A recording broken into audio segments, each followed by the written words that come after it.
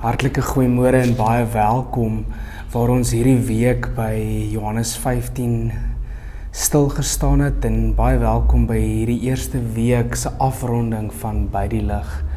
Dat die lig vir ons die inspirasie en die bron is waaruit ons lewenskrag wil put en dat dit die lig is wat ons graag wil hê dat dit ons lewens verlig.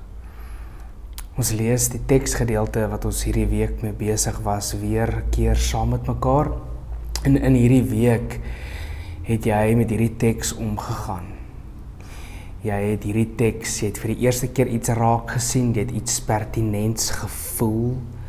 Jy het iets binne in jou het dalk geroer of verander wat jou uiteindelik bring om vandag van hier af verder op 'n ander manier te leef in die Here se nuwe wêreld. Kom ons lees Johannes 15. Soos die Vader my liefhet, het ek julle ook lief. Julle moet in my liefde bly. As julle my opdragte uitvoer, sal julle in my liefde bly. Net soos ek die opdragte van my Vader uitvoer en in sy liefde bly.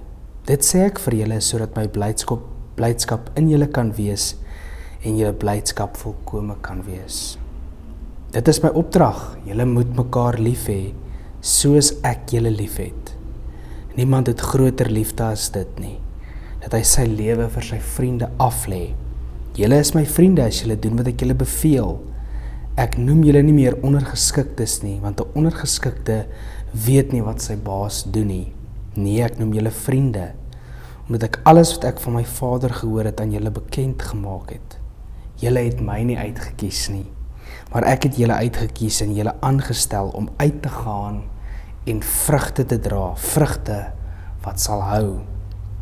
En so sal die Vader aan julle gee wat julle ook al in my naam vra.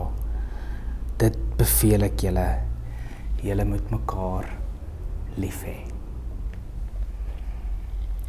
Mag ek en jy lief hê soos die Vader ons lief gehad het en mag daar aan ons lewens vrugte vorm, mag ons vrugte dra wat werklik sal hou, wat werklik 'n wêreld iets laat proe van die koninkryk van God.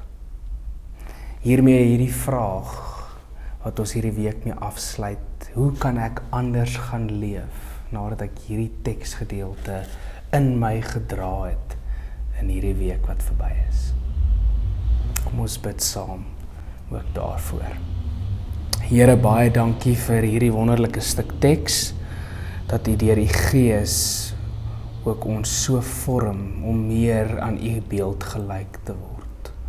Wil U steeds hierdie teks in ons, met ons laat werk, en wil U gee, Here, dat ons vrugte sal dra, vrugte wat sal hou.